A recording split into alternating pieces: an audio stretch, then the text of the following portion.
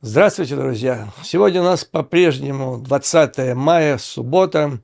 Как я вам обещал, это второй выпуск за сегодняшний день, в котором я хочу поговорить с вами о тех настроениях, которые царят за закрытыми дверями в Кремле и в околокремлевских пропагандистских тусовках, которые мы обычно называем условным термином «соловьиный помет».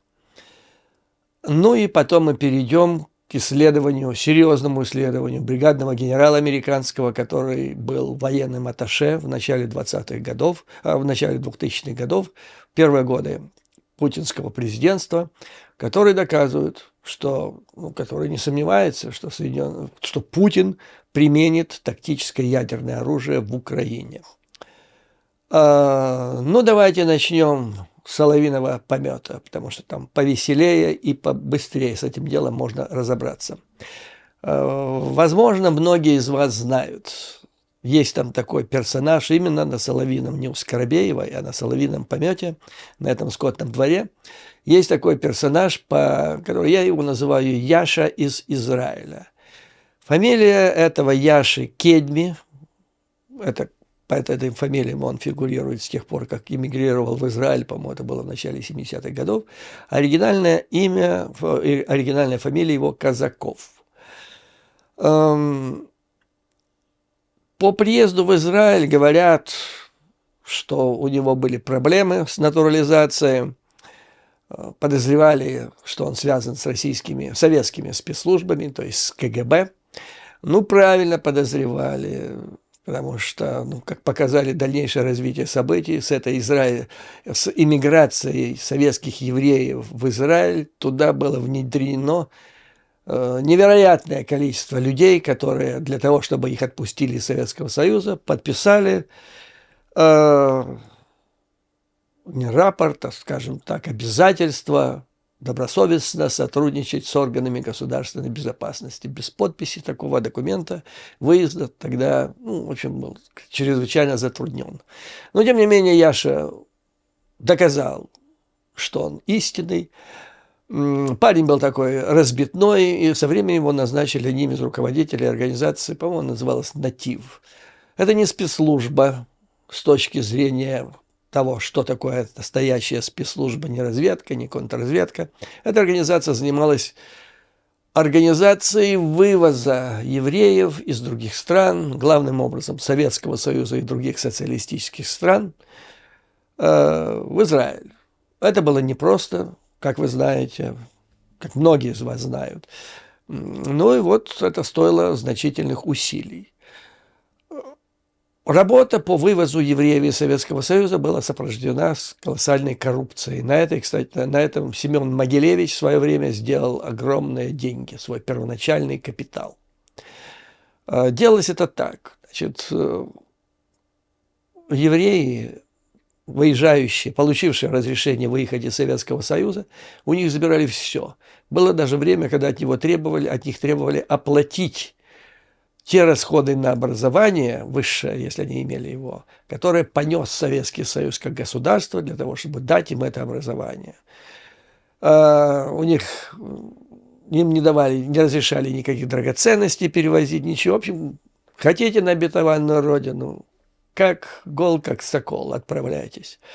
И ушлые люди, вот Семен Могилевич, и видно, некоторые люди из «Натив», которые знали, что происходит реально в Советском Союзе, типа Яша, иммигранты, они предлагали, то есть, хотите, вам же приедете в Израиль, надо на что-то жить, давайте так, вы нам здесь даете свои бриллианты, вы туда, в Израиль, переезжаете, и мы там вам возвращаем или те же бриллианты, или их эквивалентную стоимость в долларах, в шекелях там, или в чем-то там еще. Ну и многие, деваться некуда, это делали. Вот как я сказал, Семен Могилевич сколотил свой первоначальный капитал, при помощи которого он стал уже в этом 21 веке самым разыскиваемым человеком в истории Федерального бюро расследования. Ну и под руководством руководимый Яшей коллектив погряз в коррупции до такой степени, что пришлось его зачистить. Яшу уволили, он пропал на несколько лет, а потом вынырнул, и уже он стал ярым сталинистом. Перестроился быстро, обиделся на Израиль, который не заценил его личное деловое качество. Ну, потом опять он залег. Короче говоря, он в Израиле стал, то, что мне говорят мои знакомые, у меня там много журналистов-расследователей, его золотые дни начались с президентства Путина, когда Путин при помощи своих пропагандистских инструментов начал создавать потемкинскую деревню, то есть виртуальную реальность в стране. И понадобились такие вот пропагандисты типа Яши. Я могу один пример привести. Вот, то есть он зачастил на передаче, особенно вот «Соловьиного помета», когда эта передача развернулась во всей своей красе. И во время ковида, когда Израиль практически был закрыт, туда нельзя было ни влететь, ни вылететь, специально за Яшей для съемок очередного «Соловьиного помета» из Москвы в Израиль присылали частный самолет. То есть вы представляете, сколько он стоил. И, видимо, оно того стоило, потому что, ну, вот остальные участники «Соловьиного помета», то есть если еще там более-менее нормальные люди, ну, типа полковника Ходоренко, у Скоробеева еще появляется, то в «Соловьином помете» это, ну, просто чисто скотный двор, во главе которого этот самый Соловьев, который, я не знаю кто, но в последнее время он меня напоминает усохшего, визжащего поросенка, вот так истерично. Ну и остальные, я же с ними. И Яша на их фоне выглядит как, ну, светоч, как гений чистой красоты, типа так, интеллектуальной. Видимо, рассчитывали устроители этой передачи, что... Ну, поскольку к остальным посетителям, вернее, участникам скотного двора уже никакого доверия нет, а Яша, которого позиционировали как разведчика, чуть ли не генерала, израильского, иностранного, значит, к нему, по идее, должно быть было больше доверия ватной публики в России. И надо сказать, Яша талантливый человек. Он заводил речи, интересные, всегда они были зажигательные. Но надо иметь в виду, что вся же эта программа, а я знаю, как они организовываются, такого рода программа, это же вся от начала до конца срежиссированный спектакль, и каждый там осуществляет свое активное мероприятие, которое накануне, значит, разрабатывает в Кремле и оттуда спускается. В этой передаче каждый быстренько усваивает свою роль. Поэтому вот вы должны понимать, что за Яшей не зря посылали частный самолет туда и платят громадные деньги, потому что через него задвигаются самые главные тезисы, которые не пройдут через самого Соловьева или любого другого там представителя скотного двора, а вот через Яшу оно как-то проходит. Перехожу ближе к нашему времени. Итак, буквально несколько дней назад Яша ошарашил своих слушателей «Соловьиного помета» страшной инсайдерской информацией о том, что Китай, то есть это разведывательная, суперсекретная информация, которую, как доложили, Яша получил как разведчик, вы же понимаете, который, кстати, в Израиле из своего дома не выходит, а когда его оттуда показывают, сзади него, значит, репортаж по видео, по Ютубу, сзади него красуется несуществующий в природе танк «Армата». Патриот такой, значит, России путинской.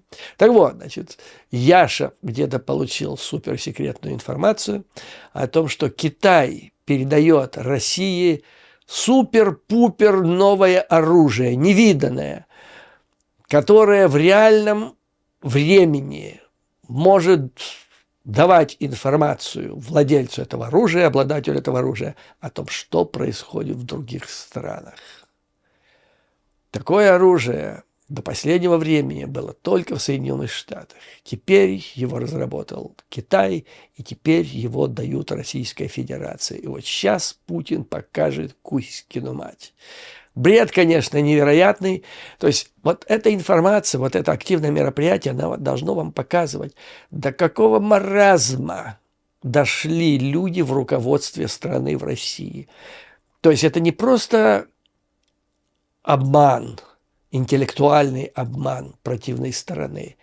Это голимый бред в стиле Шарикова, который никакой нормальный человек, кроме ваты, поверить просто по определению не может. Ну, вот такая аудитория. Значит, вторая мулька, которую запустил Яша, состояла в том, что сейчас идут переговоры. Тайные. Опять разведчик Яша где-то получил эту информацию, не говорит где. Кто ведет переговоры, с кем, это страшная тайна. Яша об этом не гугу, но кто-то с кем-то где-то тайно ведет переговоры о фиксации де-факто позиции сейчас, ситуации, как они говорят, в военном конфликте в Украине. Никто не знает, когда и как будет подписан и между кем вот этот договор, но он будет когда-то, и он зафиксирует, вот где каждая сторона в этот момент находится, там это и будет зафиксировано. Ну, наверное, значит, дается понять, что какие-то там территории Путин сможет отхватить. Но опять вы понимаете, должны понимать всю глубину этого идиотского бреда. И я чувствую, Яша, или вот составители его, значит, речей, активных мероприятий, они занимаются плагиатом, потому что одну мысль они явно сперли у меня. Если вы помните, некоторое время назад я вам рассказал, так сказать, абстрактное видение, один из вариантов, который я не разделяю. Я вам просто так рассказал как это может Путин слить воду и постараться выйти из воды сухим, не прибегая к ядерному оружию. Идея вернуться, поскольку сейчас в Москве говорят, что мы воюем в Украине не с Украиной, а с НАТО, Соединенными Штатами, а все это началось в конце 2021 года, когда Кремль выдвинул ультиматум НАТО, вы должны отойти к границам 1997 года, они не отошли, и тогда вот они Мордор влез в Украину. И вот вариант сейчас, как Путин может прекратить эту войну. Раша, поскольку она не ворует, она не воюет с Украиной, она полностью уходит из Украины, а решает вопрос с НАТО. НАТО отодвигается влево, на восток, какую-то демилитаризованную зону делают, к примеру. Раша движется направо. Вот и все. И после этого, там это, конечно, все до деталей, можно проговаривать, кто куда, чего двигается, на каких условиях. Речь о том, что кто-то исключается из НАТО, естественно, нет и быть не может. Что-то, был такой договор это договор о вооруженных силах в Европе, где регулировали, какая страна, сколько вооружений, на каком пространстве может иметь. За основу можно принять и так далее. Так вот, Яша сейчас, значит, вентилирует третью мысль, которая точно, как я сказал, с одной лишь разницей большой, что НАТО отодвигается реально, Раша никуда не отодвигается, то есть Раша уходит с Украины, но все остальное в силе, бронепоезд на запасном пути у Путина, а НАТО отодвигается. То есть народ мыслит, как сливать воду.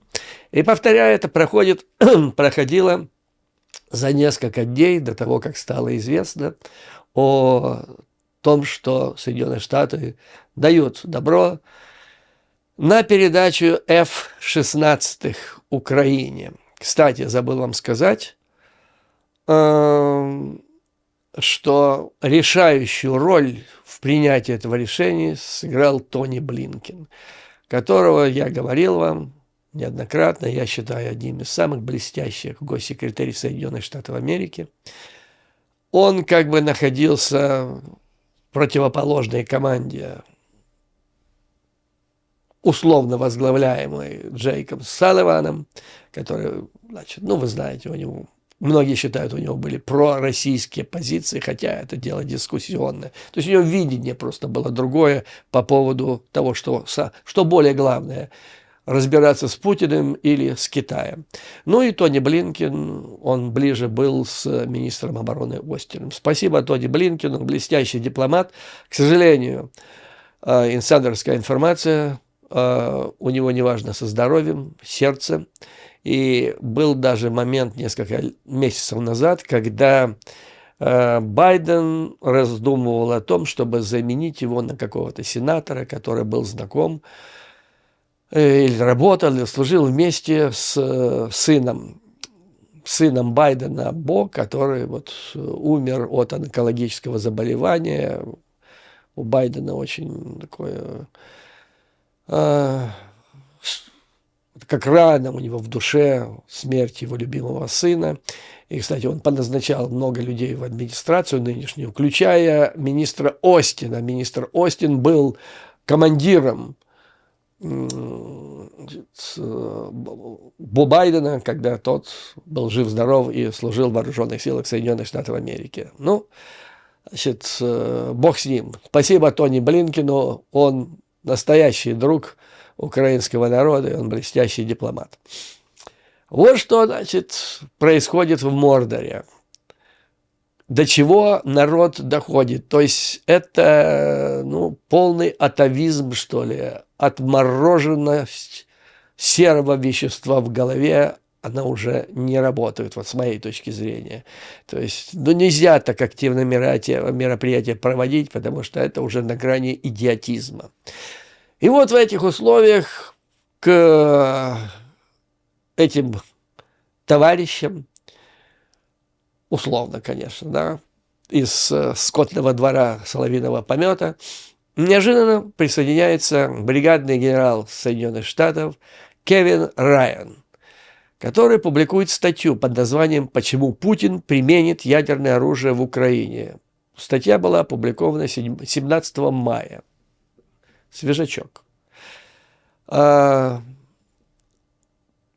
Райан непростой человек. С 2001 по 2003 он был военным атташе Соединенных Штатов в Москве. Затем он был заместителем директора по стратегии, планированию и политике в штабе армии Соединенных Штатов Америки.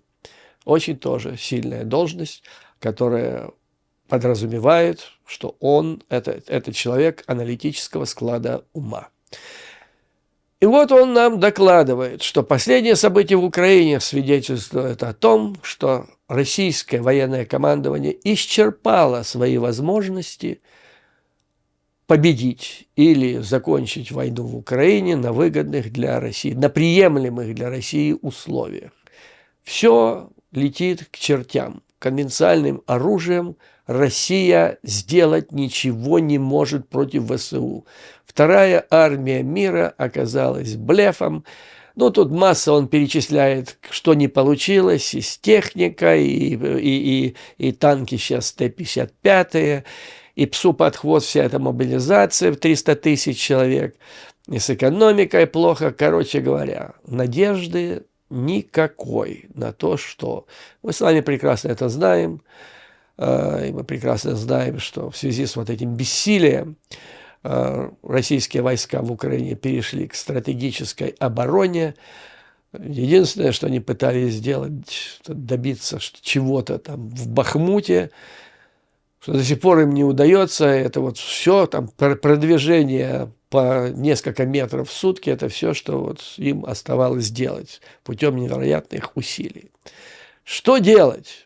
На мой взгляд, пишет генерал, становится очевидным, что единственным способом, которым Путин может ответить на эскалацию, а предстоящая атака, наступление ВСУ – это эскалация, Единственным, значит, ответом на эту эскалацию является применение ядерного оружия.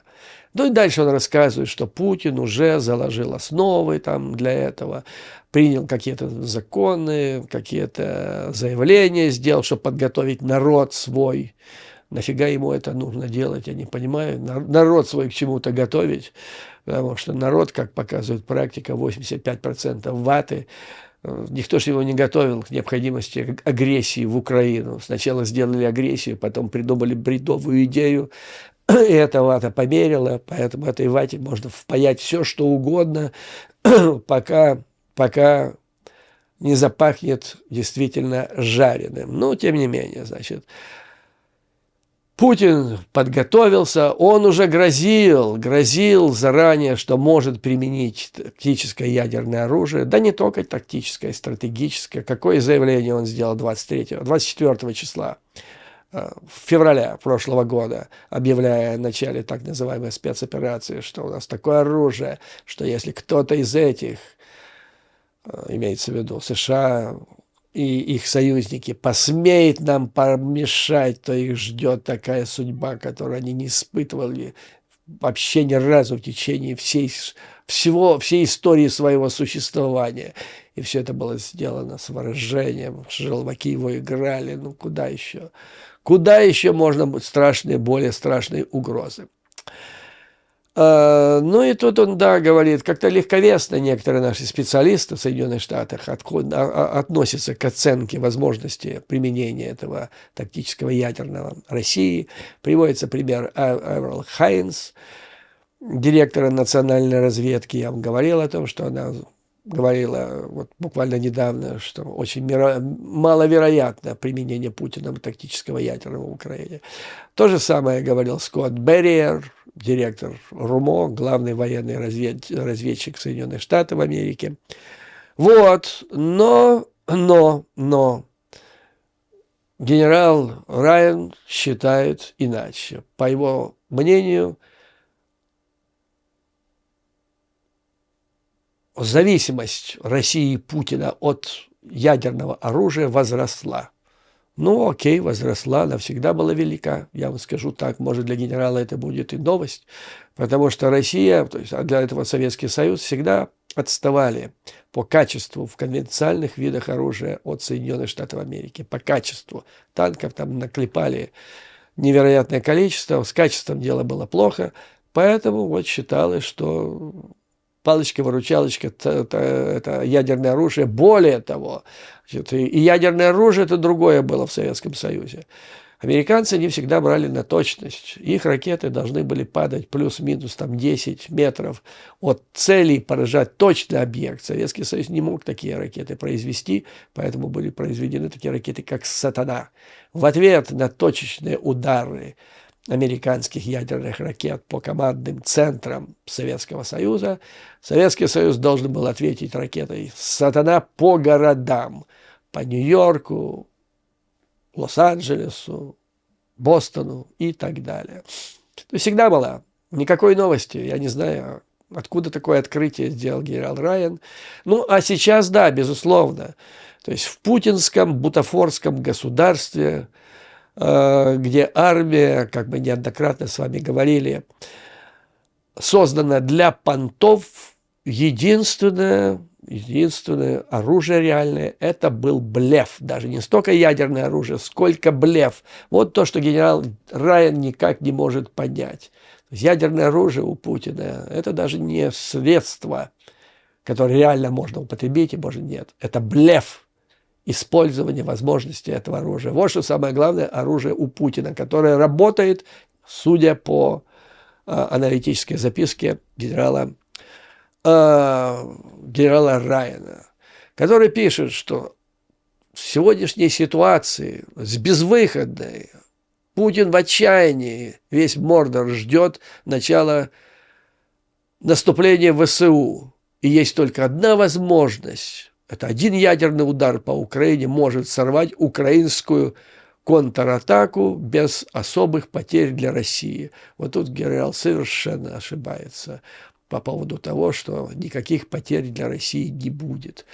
Потому что мы уже знаем, и уже это предупреждали другие генералы, в частности Ходжес, о том, что в ответ конвенциальным оружием будет уничтожен, американским, натовским, будет уничтожен весь Черноморский флот Российской Федерации, будет уничтожен базы в Севастополе, будут уничтожены другие военные объекты Российской Федерации в Крыму, а также военные объекты Российской Федерации вглубь российской территории по периметру границ Украины, которые использовались для нанесения, для ведения агрессивной войны против Украины и нанесения вот этого, если он будет, тактического ядерного оружия. Это помимо того, что Россия молниеносно превратится в стопроцентный изгой, с которым не посмеет иметь никакое дело, ну, сумасшедший, ни Китай, ни Индия, ни любое другое государство БРИКС, ни Саудовская Аравия, никто. И он останется гол-сокол с полностью обрубленными внешними любыми связями, и это все. Да по нему не надо даже удар наносить. Все, это конец. Его свои же удавят, потому что в стране начнется падеж скота в невероятных масштабах. Так что генерал очень ошибается, что без особых потерь для России. Путин это прекрасно знает. В ответ даже не надо применять против России ядерного оружия. Ну и дальше я вам хочу показать, вот как ошибаются даже такие люди, как генерал Райан, как они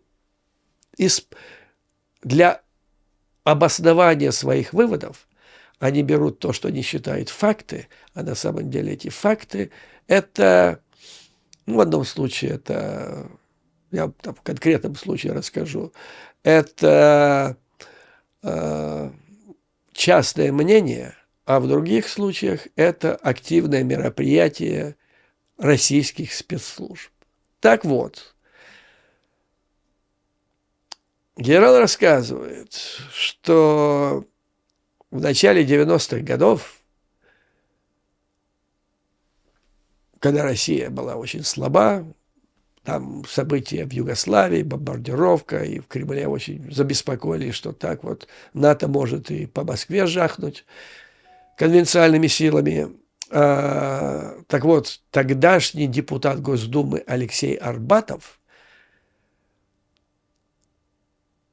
сказал, что Россия должна имитировать на грани самоубийства готовность применить ядерное оружие в случае, если возникнет угроза для нее со стороны преобладающего конвенционального оружия стран НАТО. То есть, ну, сымитировать, то есть мы готовы взорвать себя ядерным оружием, нежели позволим вам своим конвенциальным оружием победить нам. Ну, может, оно было бы и прокатило бы, если бы генерал Райан знал, кто такой Алексей Арбатов. Алексей Арбатов – сын Георгия Арбатова, основателя и долгие годы директора институции США и Канады Академии наук СССР. Во времена Брежнева он входил в обойму одних из основных советников Брежнева, затем Андропова, Горбачева по Соединенным Штатам Америки. Чрезвычайно активный, чрезвычайно влиятельный человек. И в Соединенных Штатах тоже к его голосу прислушались. И никто не знал, что на самом деле господин Арбатов, Георгий Арбатов, был агентом первого отдела ПГУ СССР, то есть в том отделе, в котором я работал, где он проходил под псевдонимом товарищ Василий. Я это знаю как факт, потому что только я приехал, то есть только я начал работать там, в этом первом отделе, как грянул какой-то день рождения очередной товарища Василия, и меня, молодого опера, послали, я уже не помню, какой-то магазин, там надо было купить авторучку особую. А тогда проблема приобрести что-либо была повальной. То есть меня послали, чтобы я на оперативные деньги купил авторучку для товарища Василия. И вот товарищ Василий, я потом знал, сидел на этом деле. Прежде чем он что-то оглашал, это формулировалось в качестве тезиса в службе А, первом главном управлении, это было активное мероприятие. Потом товарищ Василий ехал в загранкомандировку в Соединенные Штаты или выступал по телевидению и оглашал эти мысли. И я уверен, что его сын, господин Алексей Арбатов, который тоже стал американистом, правда, сейчас они уже, там, ну, если у Путина такая голова, зачем ему эксперты нужны вообще, в принципе? Так вот, значит, 100% Алексей Арбатов огласил тезис активное мероприятие спецслужб Российской Федерации. Генерал Райан берет это за чистую монету и приводит. Вот вы видите, о чем говорят. Да, это успех активного мероприятия, успешный результат успешного, в данном случае, активного мероприятия СВР. То, что генерал Райан клюнул на это заявление. Затем генерал Райан приводит цитату Тренина. Был такой директор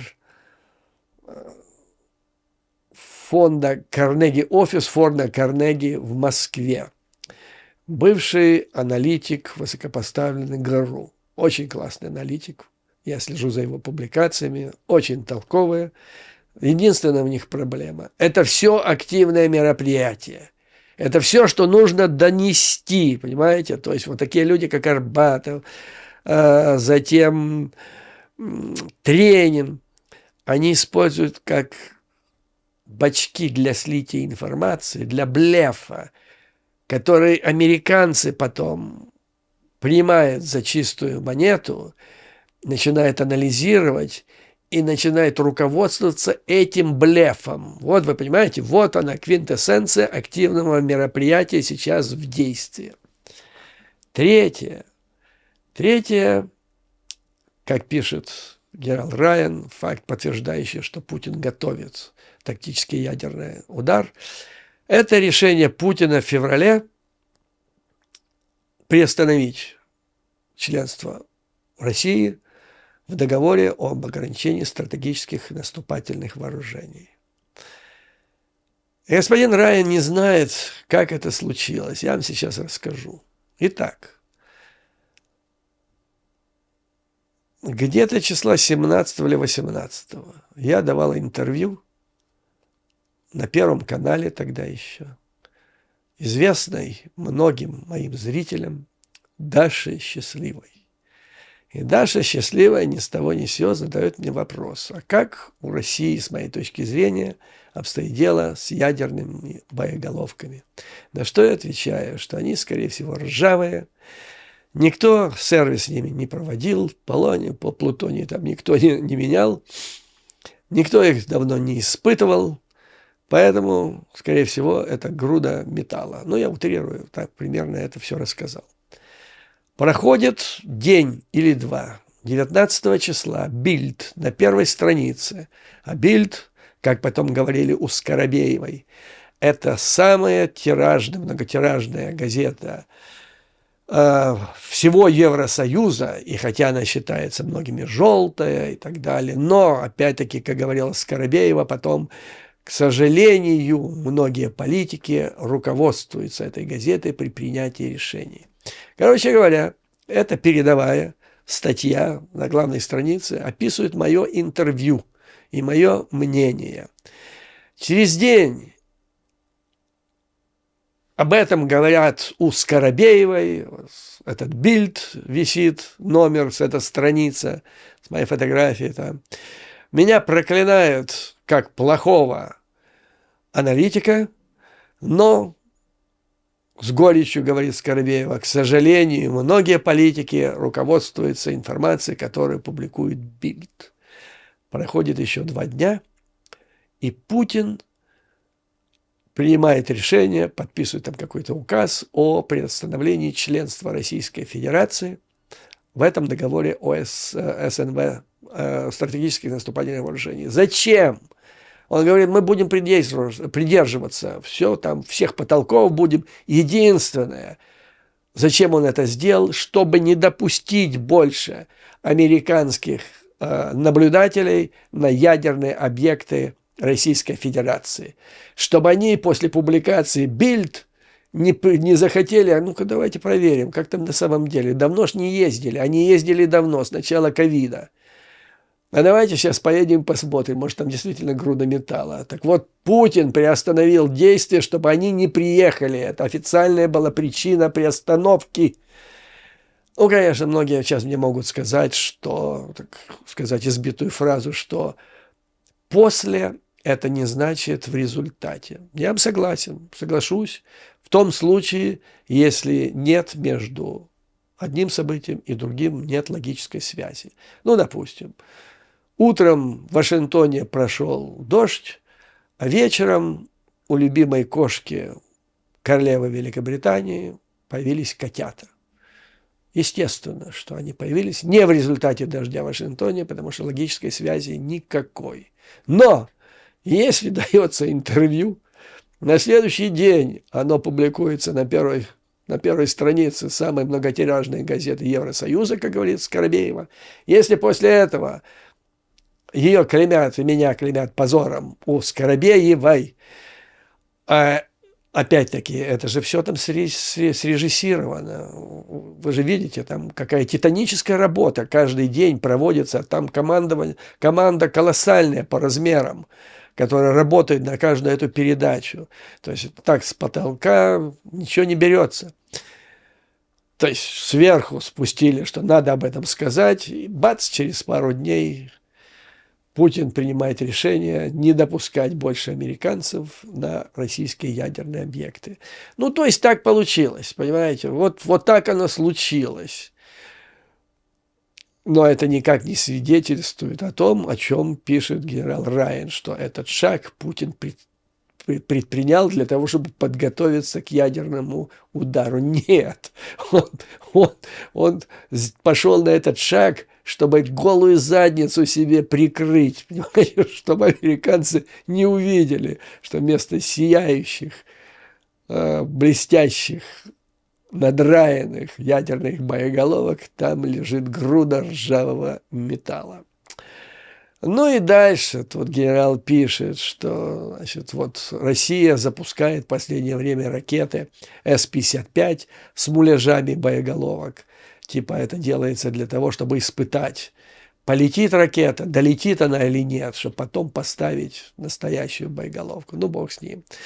Очень важное решение о размещении тактического ядерного оружия в Белоруссии. Так, поближе к Украине, чтобы нанести удар, подлет, время подлета поменьше вроде. Ну, какая разница, если наносить ракетами ядерный удар по Украине, какая разница, подлетное время, Украина-то контрударом не ответит.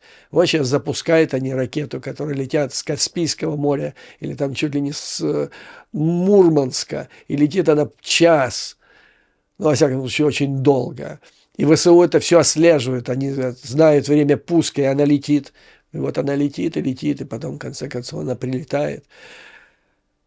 Иногда падает, поэтому подлетное время оно не имеет никакого значения. То есть в одном случае он в одном абзаце говорит, что это опасно для удара ядерного по Украине, в другом он говорит, что это может быть удар против Соединенных Штатов Америки.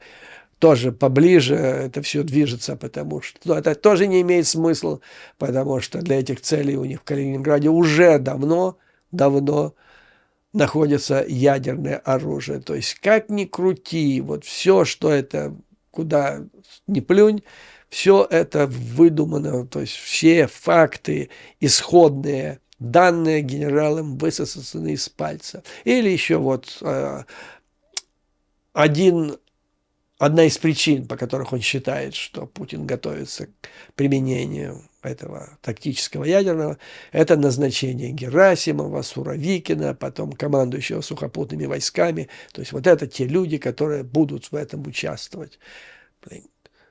Ну, какая разница? Ну, назначить других людей, если работает система, если она работает. Военная – это армия, военная организация. Она должна все работать по команде. Какая разница, Суровикин там или Вася Пупкин. трехзвездный или четырехзвездный генерал. Ну, никакой абсолютно разницы нет. Кроме того, как вы сюда вставите Пригожина, назначение, вернее, взлет, карьерный взлет видного военачальника путинских вооруженных сил Пригожина, который кошмарит всех этих генералов во главе с Герасимовым, последним матом обкладывает, понижая их авторитет ниже плинтуса. Каким образом это свидетельствует о подготовке Путина к нанесению ядерного удара? Никак. Итак, триггер для принятия решения. То есть у Путина якобы готово все, ему не надо никаких поводов, красных линий. Вот он примет решение, и все. Что может быть триггером? Что может побудить его принять это, в конце концов, решение? А вот, начнется сейчас наступление ВСУ, Путину, его вооруженным, его второй хваленой армии никак не устоять, они дрогнут, будут бежать, и вот тут единственный последний выход – применить ядерное оружие, и все остановится. И все остановится, и что получится, как считает генерал?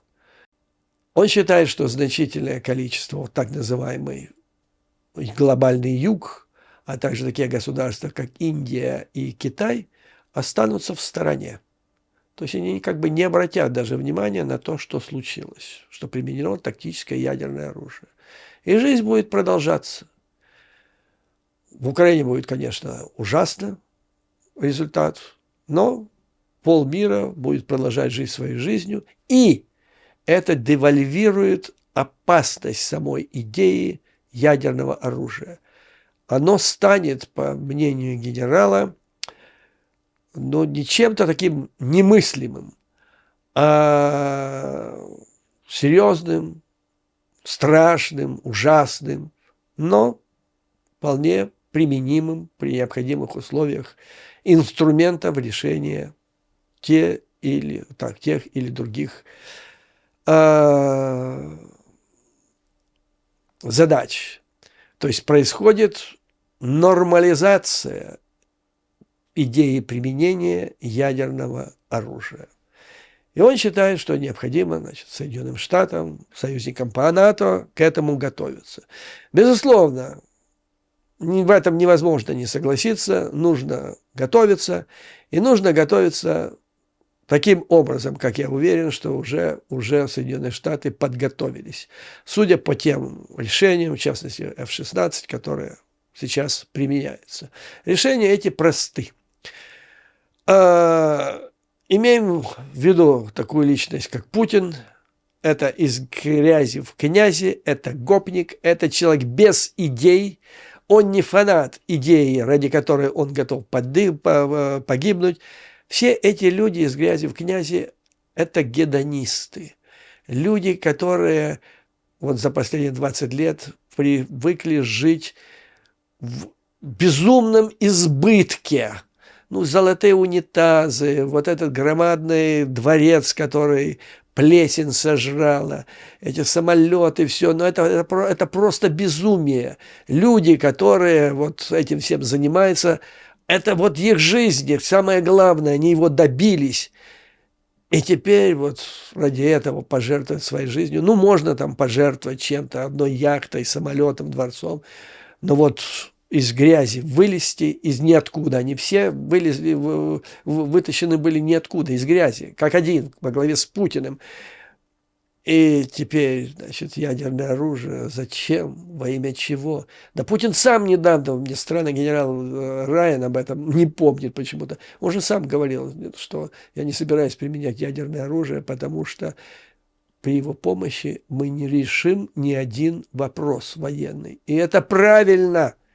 Правильно, потому что в ответ конвенциальным оружием НАТО стирает с лица земли то, что я вам сейчас сказал. А стратегическое ядерное оружие Россия не применит. Поэтому подготовка должна быть очень проста. Должен быть изложен конкретный перечень мер того, что сделают НАТО в случае, если Путин применит ядерное оружие, по пунктам А, Б, В, Г уничтожить. Первый пункт. Уничтожение всей системы ПВО Российской Федерации в западных, значит, областях и вокруг Украины, в Крыму, в оккупированной территории. Б. Уничтожение Черноморского флота. В. Уничтожение базы в Севастополе и так далее. Затем, кстати, Яшиш подал идею. Одна из самых еще блестящих последних его мыслей заключалась в том, что Украина с подачи Соединенных Штатов Америки, то есть совместно, они уже создали список городов российских, таких как Брянск, Белгород, Курск, Таганрог, Ростов, по которым должны быть нанесены удары, которые должны быть с лица земли стерты, ну, имеется в виду не как самоцель, а как объекты инфраструктуры и военные объекты. Вот и таким образом должна быть зачистка произведена российскими, то есть на территории Российской Федерации. Правильно, правильно. Вот это пойдет пунктом 4. Этими же самыми F-16, или лучше всего, поскольку, повторяю, F-16, господа, это устарелый самолет, устаревший по свидетельству тех американских пилотов, которые отлетали на нем всю жизнь. У них тысячи вылетов на них, и они говорят, что с нынешней системой ПВО, которая есть у России, да и у Украины, то есть украинские ПВО справятся с F-16, если их запустит Россия, и обратно. А вот F-35 – это совсем другой разговор. И вот это все. Да, потом Китай уже сказал Путину, Индия уже сказала Путину, что будет, если он применит ядерное оружие. Ну и вот, останется Путин со всем вот этим разрушенным конвенциальным западным оружием, со озлобленным народом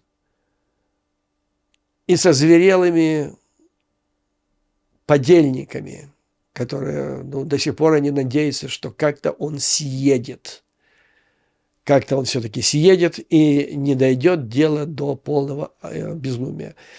И в рабочем порядке все это передается туда, в Кремль, без всякой рекламы, в рабочем порядке, там, на номер, наш номер, на ваш номер от такого-то числа получите меморандум о том, что будет предпринято, если вы это сделаете.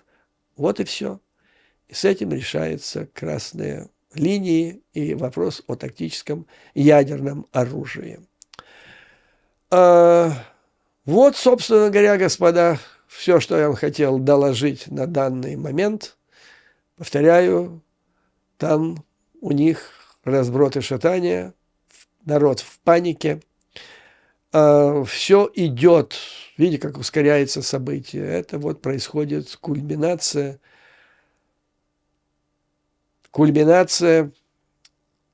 большого события. У меня такое впечатление, что у них сейчас основная мысль там в Мордоре, как бы произошло чудо, ну, типа как Гитлер мечтал о том, что сейчас придет генерал Венг и все уладит. Этим, по-моему, в Мордоре сейчас необходимо какое-то чудо, которое позволило бы им все это закончить, не дожидаясь, пока дело дойдет до избиения младенцев.